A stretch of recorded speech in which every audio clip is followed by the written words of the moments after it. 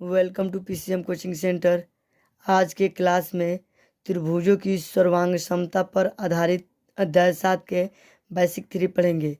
Basic three में दोस्तों त्रिभुज की कुछ कुछ कसौटियाँ दी होती है, इसी को इसमें पढ़ेंगे। तो कसौटियाँ दोस्तों 5 होती है। वो चलिए प्रत्येक को बारी बारी से लिखते हैं और फिर उसको लगाते हैं। अगर दोस्तों कसौटियाँ 5 हम आसानी से समझ लेते हैं और उसको लगाने आ जाता है तो हमें कोई सा भी त्रिभुज को या कोई सा भी आकृति को सर्वांगसम करने में बहुत मदद होती है और हम कोई सा भी सवाल आसानी से लगा लेते हैं। तो पहले इसको ढंग से या विस्तार पूर्वक आपको पढ़ाऊँगा और इसको समझाऊँगा। तो चलिए लिख कर और इसको समझाता हूँ। देखिए दोस्तों, कसौटी नंबर 1 ये प्रमेय 1 है, साइड एंगल साइड सर्वसमता। ठीक है दोस्तों, दो त्रिभुज सर्वांगसम होंगे यदि और केवल यदि एक त्रिभुज की दो भुजाएं एवं उनके अंतर्गत कोण दूसरे त्रिभुज की तदनुरूपी दो भुजाएं तथा उनके अंतर्गत कोण के बराबर हो। तो चलिए दोस्तों इसको सॉल्व करके आपको दिखाता हूँ।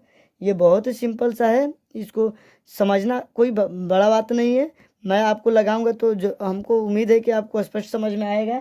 चलिए देखिए, पहले तो मैं दो त्रिभुज बना लेता हूँ। यदि त्रिभुज सर्वांगसम होंगे, दो त्रिभुज, तो पहले तो मैंने दो त्रिभुज ले लेता हूँ। देखिए दोस्तों, ये मैंने दो त्रिभुज ले लिया। ठीक है, इसको इसे ए बी ये सी। ठीक है दोस्तों, ये डी ई और एफ, इसका नाम रख लिया। अब हमको क्या बोल रहा है दोस्तों, यदि और केवल यदि एक त्रिभुज की दो भुजाएं, मान लीजिए ये भुजा और ये भुजा, ये दो भुजा हो गया दोस्तों। फिर बोल रहा है एवं एवं उनके अंतर्गत कोण, ये इन दोनों भुजाओं के अंतर्गत यही ना कोण बन रहा है दोस्तों, कोण दूसरे त्रिभुज की तदनुरूपी दो भुजाएं, दूसरे त्रिभुज की तदनुरूपी मतलब कि दोस्तों ये भुजा और ये भुजा, दो भुजाएं तथा उनके अंतर्गत का कोण, इसके अंतर्गत का कोण ये है। ठीक है दोस्तों, कोण बराबर हो तो साइड एंगल साइड सर्वांग समता से ये दोनों त्रिभुज क्या होंगे दोस्तों, सर्वांगसम होंगे। ठीक है दोस्तों, तो आप हमको उम्मीद है कि इस क्वेश्चन को आप लोग भली भांति समझ गए होंगे। तो चलिए इसको लगाता हूं दोस्तों। देखिए सॉल्यूशन दिया है, क्या दे दिया है दोस्तों, माना त्रिभुज ए बी सी तथा त्रिभुज डी ई एफ में। ठीक है दोस्तों, क्या दिया है, ए बी बराबर ई एफ दे दिया है। ठीक है दोस्तों, उसके बाद से दिया है बी सी बराबर डी एफ दे दिया है तथा कोण बी बराबर कोण एफ दिया है। इस आकृति से जो प्रश्न में दिया उसी को लिखा हूं। ठीक है दोस्तों, अब देखिए हमको सिद्ध क्या करना है दोस्तों, सिद्ध करना है दोस्तों। टू प्रूव डेट क्या करना है, त्रिभुज ए बी सी सर्वांगसम त्रिभुज डी ई एफ कहिए या ई डी एफ कहिए, कोई सा भी त्रिभुज हो जाएगा। तो चलिए हम डी ई एफ लिया हूँ, डी ई एफ, ये दोनों त्रिभुज सर्वांगसम करके हमको क्या करना है दोस्तों, दिखाना है। तो चलिए अब प्रमाण देखिए दोस्तों। देखिए प्रमाण दोस्तों, जो बेसिक 2 मैंने दिया था, ये बेसिक 2 अध्याय 7 का, उसमें देखिए सर्वांगसम आकृति के लिए कैसे मैंने सर्वांगसम किया था दो आकृति को, उसी के आधार पर इस परिमाण से बनाऊंगा। तो चलिए देखिए, त्रिभुज ए बी सी को त्रिभुज ई एफ डी या डी ई एफ, कोई सा भी नाम रख सकते हैं। ठीक है दोस्तों, ई एफ डी पर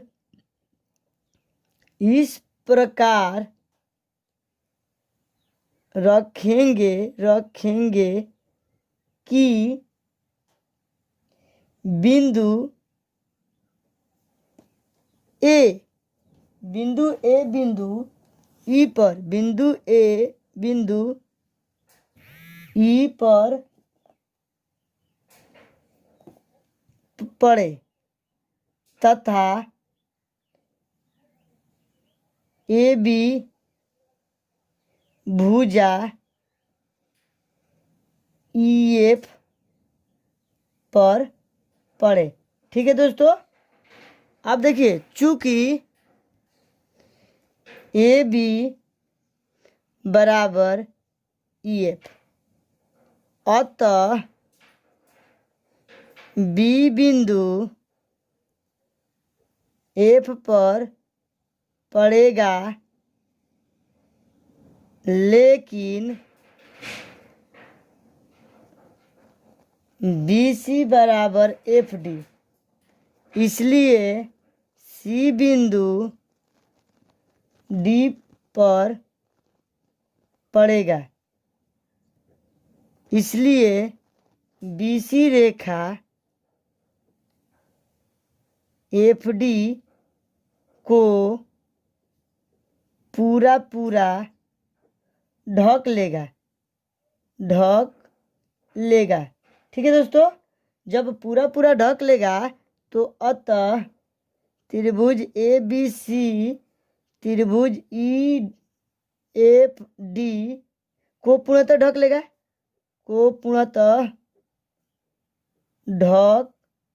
लेगा। इसलिए त्रिभुज ए बी सी सर्वांगसम हो जाएगा त्रिभुज ई एफ डी। क्यों दोस्तों, ये हमारा प्रूव हो गया। नहीं समझ में आ रहा है, देख लीजिए, ये आकृति है दोस्तों, आपको समझा दे रहा हूँ, ये तो बना दिया। अगर आपको समझ में नहीं आ रहा है तो देख लीजिए, ये आकृति है और ये आकृति है, दिया है ना दोस्तों। तो देखिए प्रमाण में क्या कहो, त्रिभुज ए बी सी को त्रिभुज ई एफ डी पर इस प्रकार रखेंगे कि बिंदु, अब ये त्रिभुज है ना दोस्तों, ये तो त्रिभुज इस तरह है, और ये त्रिभुज देखिए, इस त्रिभुज को उठाकर इस तरह रखेंगे। किस तरह? इस तरह। इस त्रिभुज को उठाकर इस तरह रखेंगे तो ये डी है ना जो ए बिंदु पर आ जाएगा, ए पर जो क्या आ जाएगा, बी बिंदु पर आ जाएगा। ठीक है दोस्तों, तो देखिए यही बात लिखा हूँ, इस प्रकार रखेंगे कि बिंदु ये ए है जो इस तरह उठाकर, देखिए इसको इस तरह उठाकर रख दिए, ये पहला मतलब क्या रखा है, ये पहला रखा है, तो इसको उठाकर इस तरह रखेंगे। ठीक है दोस्तों, यहाँ से आकृति को उठाएंगे और इस तरह उठाकर यहाँ पर रखेंगे तो ये ई है ना जो ए बिंदु पर हो जाएगा। ठीक है दोस्तों, तथा ए बी ये भुजा है ना जो ई एफ पर हो जाएगा, पर पड़ेगा। तो चूंकि ए बी जब ये बढ़ेगा तो ये दोनों तो बराबर हो जाएगा, ए बी बराबर ई एफ, अतः बी बिंदु एफ पर पड़ेगा, लेकिन बी सी बराबर एफ डी। ठीक है दोस्तों, इसलिए सी बिंदु डी पर पड़ेगा, सी बिंदु है ना जो ये डी पर पड़ेगा जब इसको इस तरह उठा कर रखेंगे। ठीक है दोस्तों, तो बी सी रेखा बी डी को क्या करेगा, पूरा ढक लेगा, अतः त्रिभुज ए बी सी त्रिभुज ई एफ डी को पूर्णतः ढक लेगा। जब ढक लेगा तो ये क्या हो जाएगा दोस्तों, दोनों त्रिभुज सर्वांगसम हो जाएगा। मैंने पहले भी सर्वांगसम में बता दिया था कि दोस्तों पहली आकृति अगर दूसरी आकृति को पूरी ढक लेती है, या दूसरी आकृति पहली आकृति उस पर चला जाएगा तो वो अगर उसको पूरा ढक लेता है तभी वो क्या हो जाएगा, सर्वांगसम हो जाएगा। तो इसके तहत मेरा साइड एंगल साइड जो सर्वांगसमता था यानी कसौटी थी, इस तरह ये दो त्रिभुज को इस तरह सर्वांगसम करती है। ठीक है दोस्तों, तो हमको उम्मीद है कि पहली कसौटी आपने यानी पहला थ्योरम आप लोगों को आसानी से समझ में आया होगा। चलिए दोस्तों, अब दूसरे थ्योरम को लिखते हैं और फिर उसको लगाते हैं। देखिए दोस्तों, कोण भुजा कोण, ये तीसरा प्रमेय है, तीसरा नहीं दोस्तों, ये तो दूसरा प्रमेय है। दूसरा प्रमेय है कोण भुजा कोण समता प्रमेय।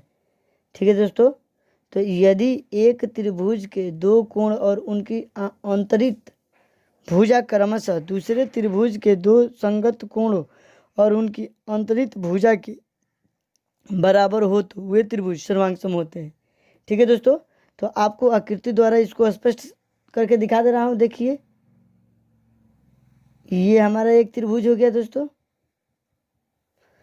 फिर देखिए ये हमारा एक त्रिभुज हो गया, ये दो त्रिभुज हो गया, A B C D E F.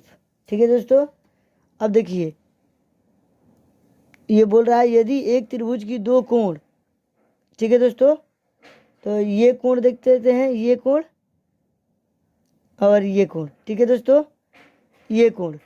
उसके बाद से बोल रहा है और उनकी आंतरिक भुजा क्रमशः, ये भुजा क्रमशः, ठीक है दोस्तों, दूसरे त्रिभुज की संगत भुजा, संगत कोणों के, दूसरे त्रिभुज की ये संगत कोण, ठीक है दोस्तों, संगत कोण और उनकी आंतरिक भुजा के बराबर हो तो त्रिभुज सर्वांगसम होते हैं, इस तरह बोल रहा है। तो देखिए दोस्तों, इसको देखिए लिख दे रहा हूँ, हमारा हो जाएगा कोण बी बराबर कोण ई, ठीक है दोस्तों, बी सी बराबर ई एफ, और कोण सी बराबर कोण एफ, ठीक है दोस्तों। और दो एंगल और एक भुजा देखिए इसमें बराबर है, तो इसको क्या लिख सकते हैं दोस्तों, तो इसको लिख सकते हैं तब एंगल साइड एंगल सर्वांग समता से, यानी प्रमेय से, सर्वांग समता प्रमेय से लिखिए और सर्वांग समता से लिखिए, ये दोनों त्रिभुज क्या हो जाएगा, समरूप हो जाएगा।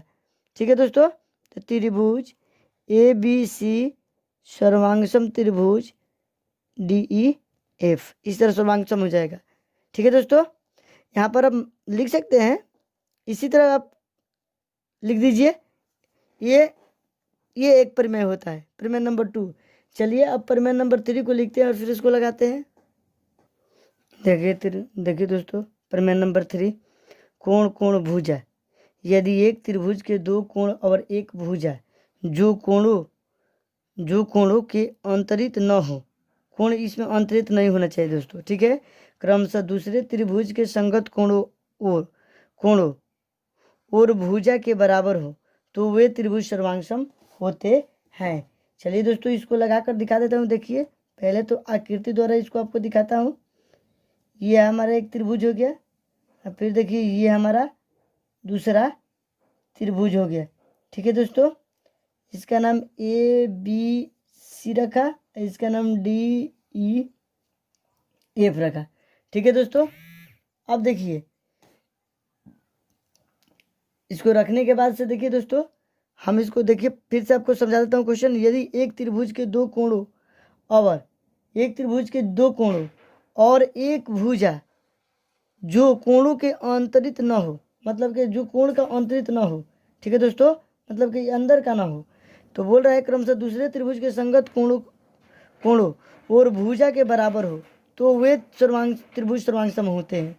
तो देखिए दोस्तों सॉल्यूशन, त्रिभुज ए बी सी तथा त्रिभुज डी ई एफ में क्या करते हैं दोस्तों, इसमें हम कोण ए बराबर कोण डी, देखिए दोस्तों ये आंतरित नहीं है, ठीक है दोस्तों, उसके बाद से कोण बी बराबर कोण ई, ठीक है दोस्तों, और उसके बाद से देखिए बी सी बराबर ई एफ। ठीक है दोस्तों, तो तब क्या होगा दोस्तों, अगर इस तरह का होगा तो दो एंगल और एक साइड बराबर है, तो इसको कह सकते हैं एंगल साइड सर्वांग समता से क्या कहेंगे दोस्तों, त्रिभुज ए बी सी सर्वांगसम त्रिभुज डी ई एफ। ठीक है दोस्तों, इस तरह हमारा ये बन जाएगा जो थ्योरम प्रमेय नंबर 3 होगा। ठीक है दोस्तों, तो चलिए अब प्रमेय नंबर 4 को लिखते हैं और फिर इसको लगाते हैं। देखिए दोस्तों, प्रमेय नंबर 4, भुजा साइड कॉन्ग्रुएशन।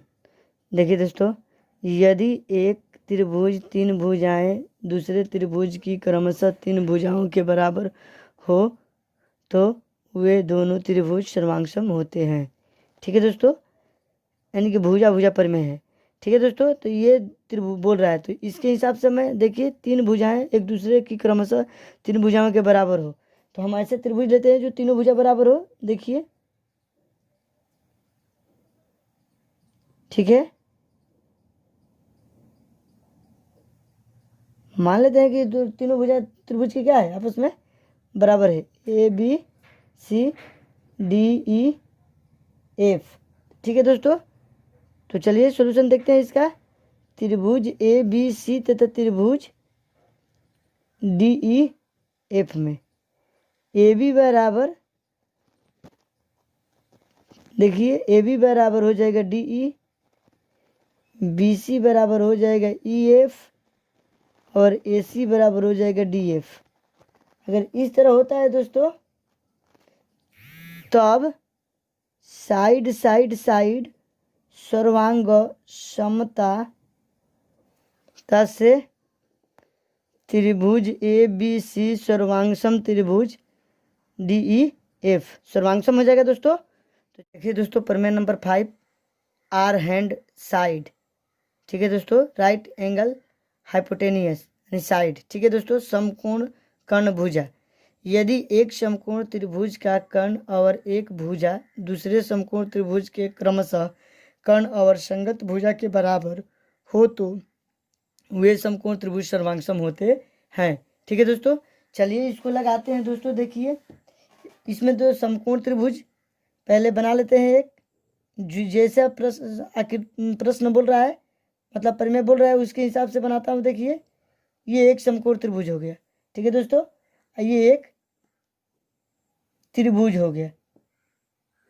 ठीक है, देखिए इसका नाम ए बी सी रखा और डी ई एफ रखा। ठीक है दोस्तों, देखिए इसको सॉल्व करता हूँ। देखिए सॉल्यूशन, इसमें त्रिभुज ए बी सी तथा त्रिभुज डी ई एफ में क्या दिया है दोस्तों, कोण बी बराबर कोण डी, ये 90 डिग्री है। ये भी त्रिभुज है जो 90 डिग्री का है। ठीक है दोस्तों, ये भी है जो 90 डिग्री का है। ठीक है, अब देखिए यहाँ 90 डिग्री लिख भी सकते हैं। ठीक है, अब देखिए कर्ण ए सी बराबर कर्ण ई एफ। ठीक है दोस्तों, इसमें ई एफ कर्ण होगा इसका। अब देखिए दोस्तों, भुजा डी सी बराबर भुजा डी एफ। ठीक है दोस्तों, इस तरह क्या होगा दोस्तों, तो अब राइट हैंड साइड। ठीक है दोस्तों, राइट हैंड साइड सर्वसमता से, सर्वांग समता से। ठीक है दोस्तों, ये क्या हो जाएगा दोस्तों, सर्वसमता से ये दोनों त्रिभुज क्या हो जाएगा, सर्वांगसम हो जाएगा। तो त्रिभुज ए बी सी सर्वांगसम त्रिभुज, ये सर्वांगसम का चिन्ह है दोस्तों, त्रिभुज डी ई एफ। इस तरह मैंने पांचों कसौटियाँ दे दिया दोस्तों। आप लोग इसको कॉपी में नोट कर ले या स्क्रीनशॉट ले ले। नहीं समझ में आ रहा है तो कमेंट करें।